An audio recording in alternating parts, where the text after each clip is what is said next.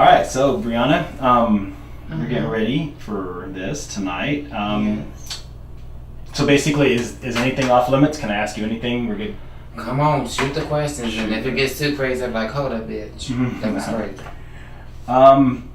So how competitive do you think drag competitions get? Ooh, really competitive. Like, cutthroat is no joke. It can be like bloodbaths. Just from my experience, I mean, you can be going to compete against someone but as soon as you start competing, it's like, they're like, fuck that hoe. I'm trying to win, and this is what I'm trying to do. So it can be very competitive.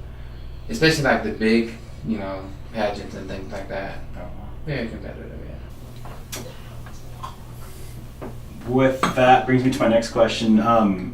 Do you actually need to drink before a show? Is it like necessary, or is it just like whatever? I actually prefer not to drink, so I just drink afterwards. I don't have to drink because I love what I do. In your opinion, from just since you've been doing it, are some of the older queens that you know more creative? Yes, just because they have they've been doing it a little bit longer. They know it better than I do. I'm still learning. So like, say there's a queen who's been doing it for like 20 years. She's gonna know exactly what to bring out in her drag, like the big hair and like the big costumes, because she's been doing it so long. They expect that from her. Gotcha. But from the newer girls, you just learn, and you live and learn every day, because like you don't really know yourself yet, and you're trying to figure out who you are as a performer and what your drag illusion is, or something like that. Yeah, I feel like that. Once you figure out who you are, it's gonna be bigger and better. But when you figure it out, it's gonna be like kind of ups and downs. Some hits, some miss. With anything you try out. So I feel like that about this situation.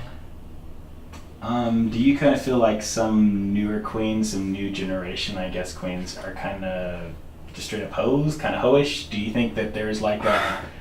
and the reason why I ask this is because where I'm from, where there's like a little bit of a rift between some of the newer generation, because they're kind of slutty. They kind of... But like you said, though, it's kind of them, and that's what works for them. But I think over there, there's a lot of older versus new generation. What's your take on it? What's your opinion on some of the newer queens? On like the slutty queens, or like the girls who like to like be provocative, or like that, or just the whole... Just like, do you think that when you see somebody that's like way over the top, what's your take on that? Like, do you think that's trying too much? Do you think that's offensive to, the whole drag queen female illusion lifestyle? No, I love it. I think it's amazing. When I see something over the top, I'm like, yes, bitch, work. I think drag can be so many different things. It doesn't just have to be over the top or fishy or campy. It's just so many things you can go, so many places you can go with it. So I live for all kinds of different drag. It's not just one thing I live for everything. Like, everything I see, if it's over the top, if it's just like fishy, or I just live for it all. You just respect the I just whole respect aspect. the art form of female illusion. So like, I think it's awesome. I have no problems with it. I mean, I think I want to get there eventually, but I'm still learning, but I think it's awesome.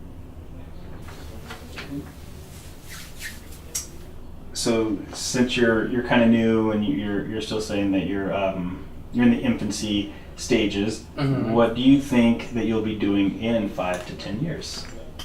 Hopefully I'll be on RuPaul's Drag Race, honey, turning it. Is that like your goal? Yeah, I want to get on that show. I would love to be on RuPaul's Drag Race. That's like a dream of mine. And maybe like hosting my own show, like having a show in Vegas, or being in a diva show here, as Rihanna or Beyonce. That's like always been a dream of mine. So that's what I'm trying to go with it. Mainstream. That's good. I mean, you kind of answered a little bit of it, but what are you in it for? Is there money, fame, sex, or is it something completely just your love for wanting to do it? It's just something like you're passionate. I guess you can say I got bit by the bug. I really never knew what drag was until I went to my first drag show, and I saw a female impersonator, and I was like, I would love to do that. I think that's awesome. So I kind of got bit by the bug. So like, for me, It wasn't like for money or for like fame or popularity or anything like that. I just thought it was like so beautiful and awesome. I just wanted to do it myself. So I got bit by the drag bug, as you can say. I went to a drag show. I was like, bitch, I can do that. I want to do that. I should do that. And then I did it. So that's what happened with me.